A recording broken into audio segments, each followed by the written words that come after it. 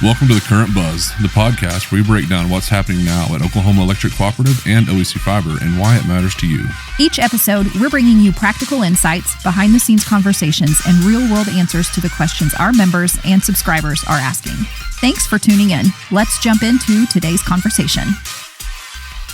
Welcome to episode 57 of The Current Buzz. I'm Brianna.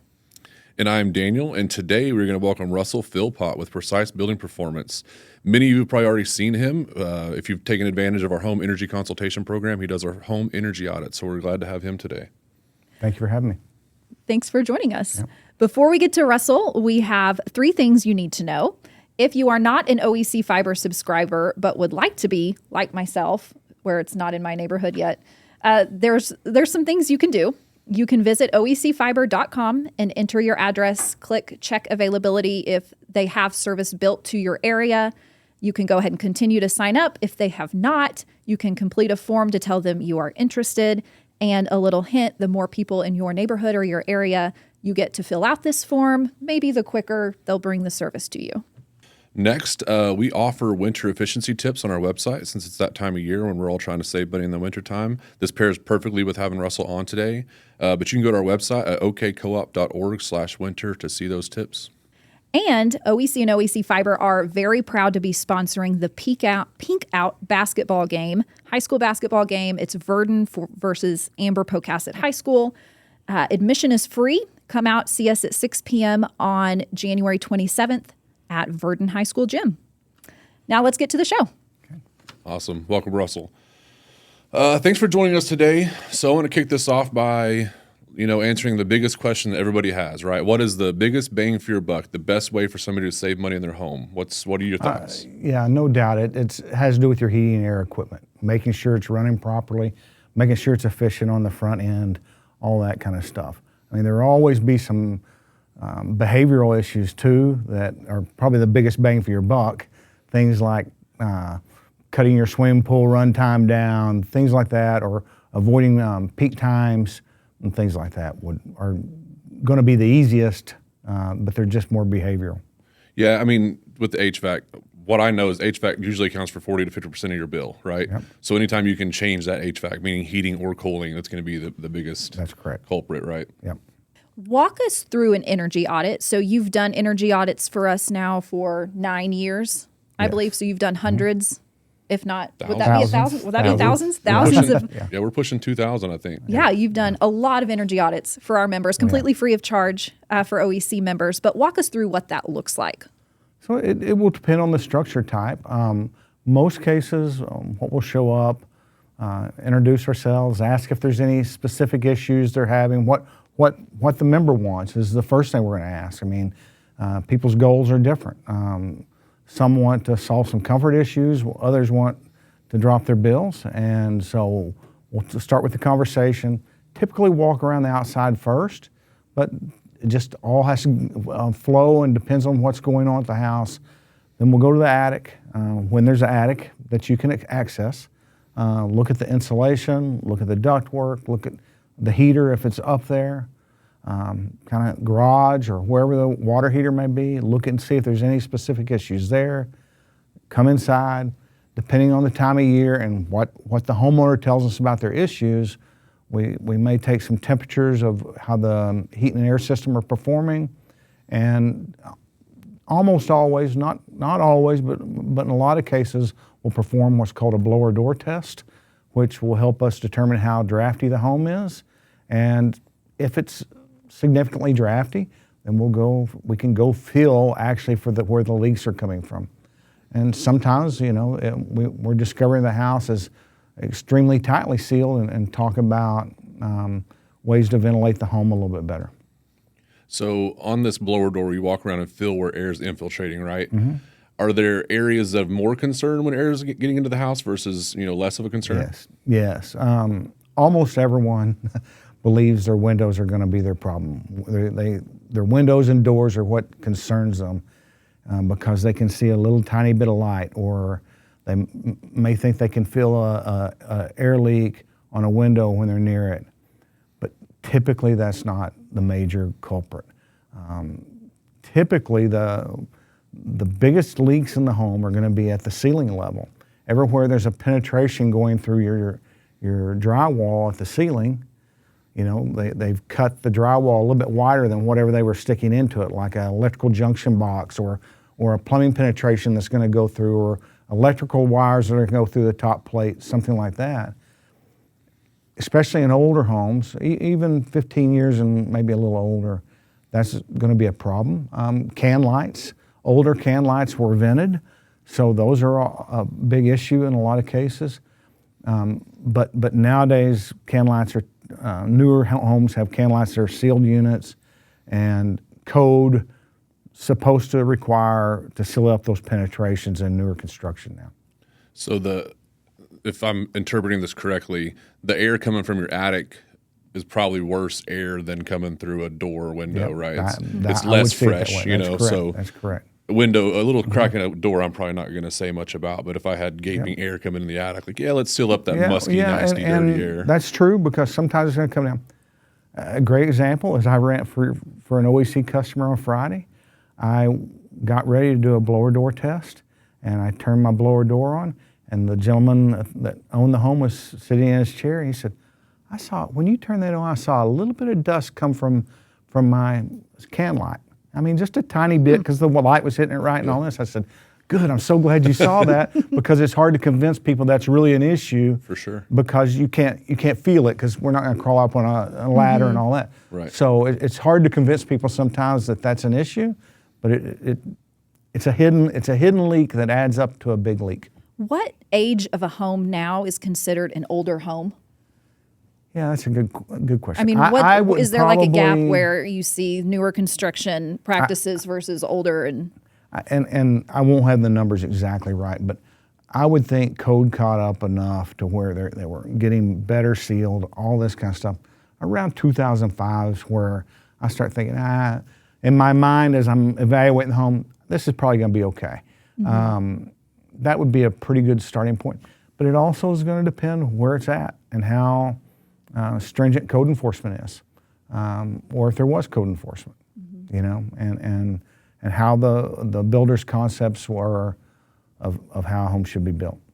I want to ask a question that I think I know the answer to this, but I'm gonna get your expert opinion. So is there ever a time or a scenario where you think it's okay to use a space heater? It's cold, right? We have those cold spots in our house, and somebody's like, I better kick that thing on. Is there a right or wrong time to ever use one? Yeah, we've been telling people for years not to. So space heaters use a lot of energy, and they're all going to be the same. You know, people think because they have a space heater this tall, it's going to use less energy than one that's this tall, and that's just not the case. Almost all of them use 1,500 watts, and you know, if you do the math and extrapolate it out, it's going to be, if it ran straight for a month, it's going to be $120. So I go in some homes that have 5 of them heating their whole home during the winter because they don't have a functioning central air unit or something like that. They have to have them. So I guess that is one case that's good, is because it's either pay a lot for electricity or freeze. But if you can change to a different type system like a heat pump or something like that, or mini splits, it would knock the bill down significantly. Listen, even at my own home, my wife turns one on first thing in the morning, sitting at her desk for 30 minutes. But I know, okay, well, there's 9 cents down the drain. But that's not what hurts people. Right. What hurts people is running several of them 24 hours a day, 7 days a week for months on end. You know, I've told you, and I don't know if I've told Brianna, but years ago I did an energy audit, and they had a space heater in their well house, and it was like June, and I'm like, open the well house, there's a space heater and it's running. So I told the lady, I said, this really, you don't need this running all the time and all this, and she had no idea it was in there. Her husband had passed away like 6 years prior. She said he must have put that in there before he passed. Wow. We're talking thousands and thousands and thousands of dollars worth of electricity they use just because. That's wild. Because it's out of sight, out of mind. There's no reason for her to think to go in there. Holy cow. Yeah. So manufacturers have been really good about manufacturing more energy efficient appliances. We see the star rated appliances. Is there such thing as an efficient space heater? No, they're all the same. They brand them with names that make you think they're going to be smarter and better and all this, but no, they're all going to use 1,500 watts when they're running at full power. Right. At the end of the day, there's usually a tag at the end of those cords that tell you the running watts of that device. Yes. All your energy efficiency ones, your older ones, they all say the same thing: 1,500 watts. That's right. So, yeah, it's just marketing. Yep. It's just marketing. Yeah. So we've probably touched on it, but is there a way to expand on what's the biggest issue you find in a home? We've talked about the things you look for. What do you think is the biggest issue you see? Well, I mean, the easiest and simplest things are, like I said earlier, pool pumps, running 24 hours a day, and depending on the size of it and all that, but you could be talking, $120 a month to $200 a month. And if you cut it down to 12 hours a day, you knock that in half. That's a bunch of money right there. That would be one. Inefficient heating and air equipment, but especially like electric strip type heating, would be one of the things that I really emphasize, that you're never going to have a low bill, much lower bill if you're trying to heat your home with electric resistance type heating. So electric resistance style heating, he gave me this analogy years ago. We've been working with Russell a long time, but think of like 18 hair dryers being turned on at once. That's correct. That's what electric strip heating is basically. There's a heating element in a dryer, hair dryer, right? With a fan that blows across it. So it's the same concept.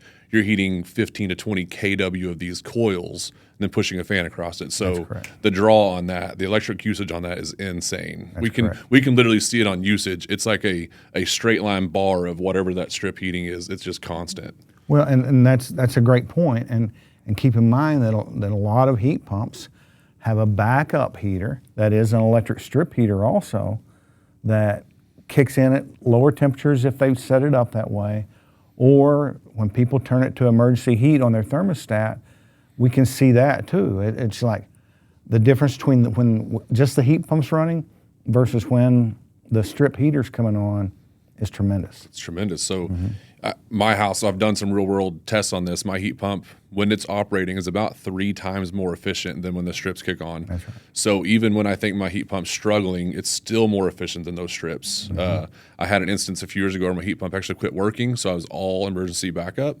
And I had heat, right? So I felt like telling the HVAC company, you go take care of the ones that don't have heat, I'll be okay, Well, after noticing the literally $20 a day I was spending heating my house, I was like, can we get here a little faster maybe, It's just insane, the difference. So yeah, heat pumps are great, but if you ever switch it to emergency heat, which I would never recommend unless that heat pump literally malfunctions, because it's going to cost you. That's right.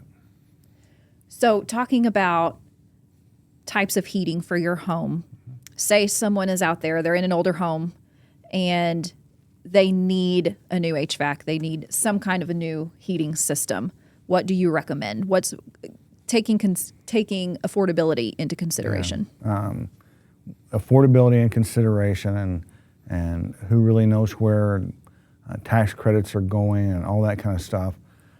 Like a 16 SEER efficiency rating heat pump is kind of the sweet spot of where I would look. Like even for my own parents, when theirs went out, that's where I was recommending for them.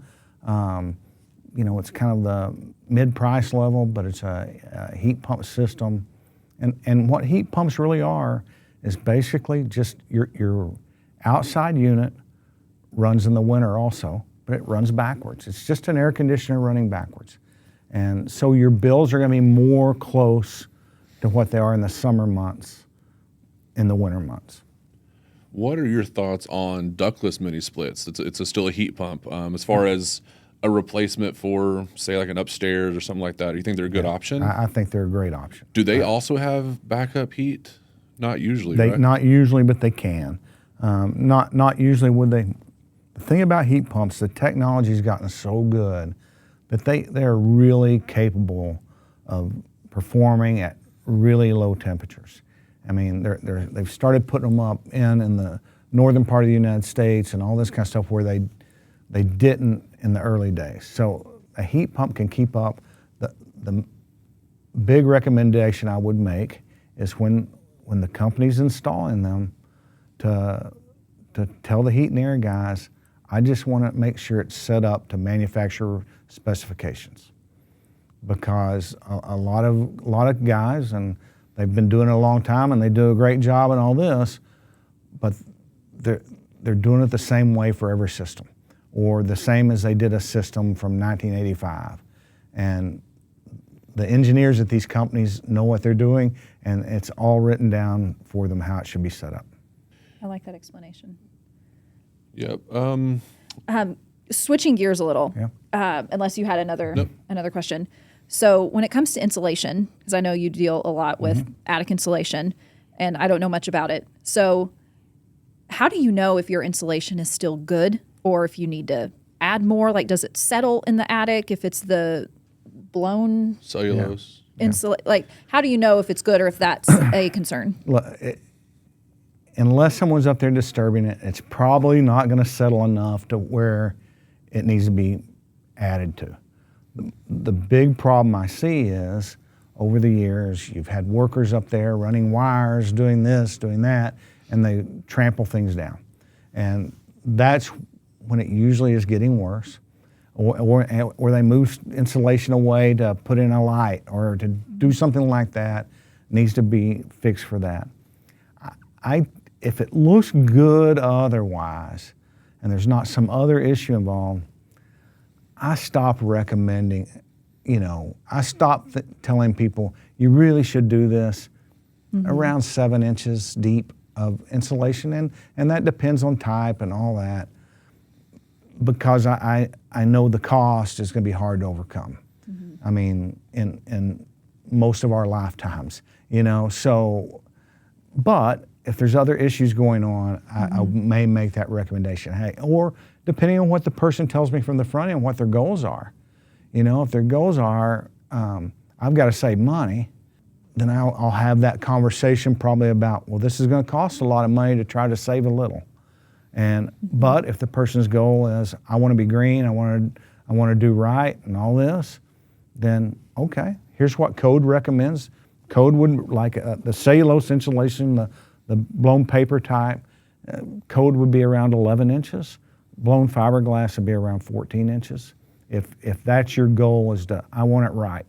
And deeper insulation, if it's at a lower level, and then adding deeper may help some comfort issues and things like that too.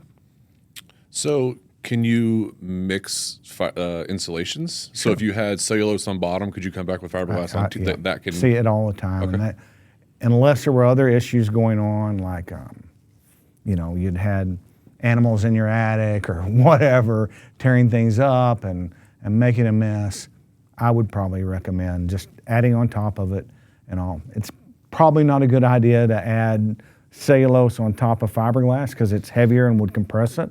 So you just have to add some more, but it's possible. Awesome. Do you have anything you just really think we needed to mention we haven't talked about today as far as winter efficiency or anything like that? No, mobile homes we should probably mention that most cases, like especially in a rural area, mobile homes are going to have electric resistance heat like we talked about, and you're going to have high bills. I mean, there's just not much way around it, or higher usage, because that's just the technology that's heating the home, like we talked about. Heat pumps are the way to go. That's one thing I wanted to make sure I mention. If you have a pool, really do some research into the least amount of time you can run it a day. That's the other thing I would recommend. Yeah, I nerded out a little bit on the pool pump thing a few years ago, and there's actually calculators out there as far as you can punch in your horsepower, your pump, the gallons of your pool, and based on those numbers, they can tell you how many hours it takes to rotate your water. What we're trying to do when we run a pool pump, it's to filter that water out, right? And so all you need to do is turn that over once a day.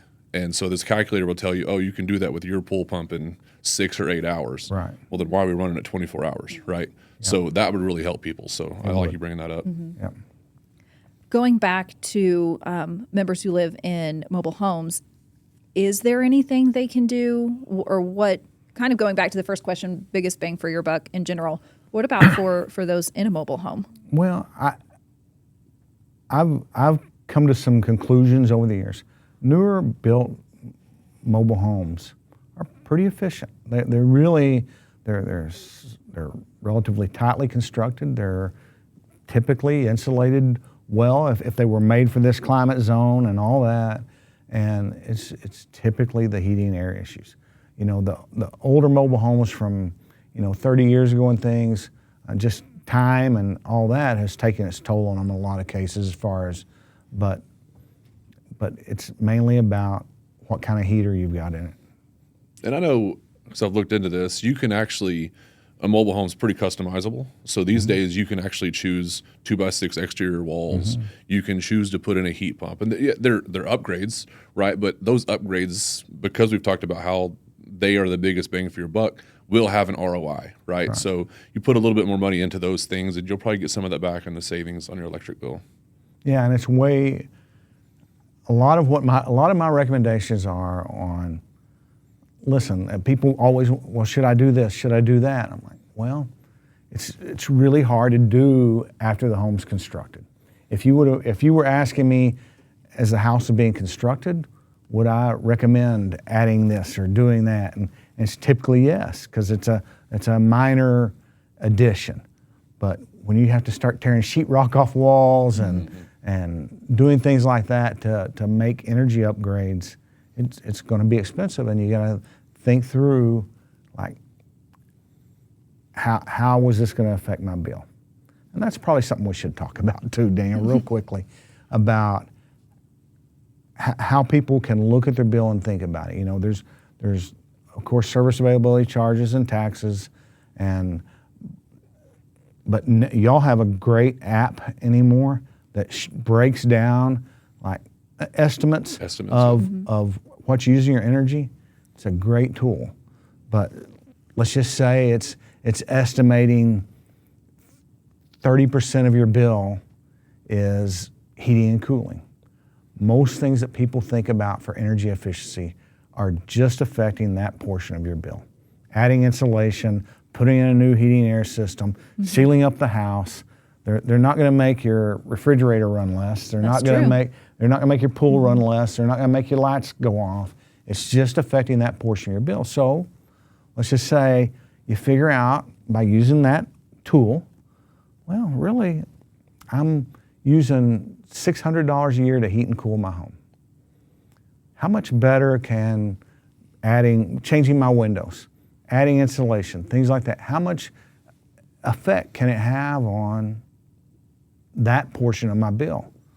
Well, when you start doing the math, you start going, man, I'd have to live here a really, really, really long time for that to pay off. And we've talked about the windows a lot between you and I, and that's how I look at upgrades, and how I try to coach people and thinking through what they're going to do with the home and what their plans are.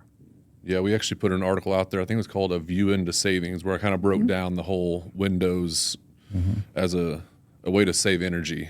So if you haven't checked that out, I definitely think reading that would be helpful for if you're on the fence about getting windows, this may sway you one way or the other. Yes. I think that's a good way to put it. And referencing the app, the mobile app. Yeah. So if you don't have the mobile app yet and you're an OEC member, download My OEC. You can create a login if you don't already have one.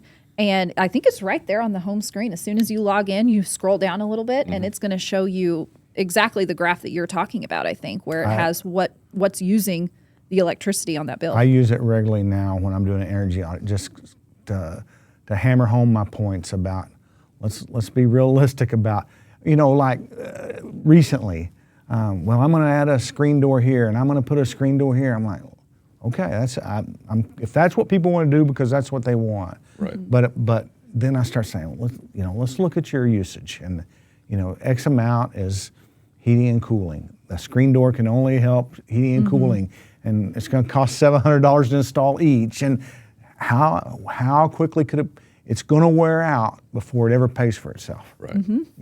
So true. Yeah, that little pie chart on the app is actually pretty handy. It basically breaks down your lighting load, your HVAC load, maybe even refrigerators. And they've just come a long way in electrical signatures of these devices to kind of tell what that device is when it's kicked on. So it's pretty neat. It is pretty cool. And something else that the app offers is a high usage text alert. So if you have your phone number in the app and you do have a spike of usage for sometimes it's a water well, sometimes it's, I don't know, it can be all kinds of things, but you can get a text alert when there's unusual usage. So before there's 30 days of that unusual usage to run up a bill, you can know about it right away. That's cool. Yeah, lots of cool features in the app. Well, I want to thank you for coming and sharing your insights. I always enjoy hanging out with Russell. He's got a bunch of knowledge up there. So anytime we can pick his brain, it's fantastic. I always learn something. Thank you, guys. I appreciate you. it. We've enjoyed working with your members. Right back at you. Thanks. Before we take off, we have just a couple of more things to share with you. First off is the Dan How Do I video series. So we're going to start a video series where a couple times a month I'm going to go on and show you different things you can do at your house to save energy. It's little things. It could be, checking to see if the weather stripping on your doors wore out, or, how often you need to change your air filter and how easy it is to change your air filter. So just stay tuned for those. They're going to be on our social media platforms and our YouTube page. And last but not least, OEC and OEC Fiber are proud to sponsor lots of organizations and community events around our service territory each month, and we'll be highlighting one on each episode. On February 11th, we're proud to be the title sponsors for the Love of Kids Luncheon, which is organized by the Frontline Family Services in Newcastle. And we encourage you to visit their website, learn more about how they impact Newcastle, but we are proud to support them. And again, that event is on February 11th. Awesome. Thank you all for joining us today on our episode Talking to Russell. Join us February 3rd for our next episode. We're going to talk to David Madden, who's our Wi-Fi guru, and we're going to answer your questions on all things OEC Fiber and broadband.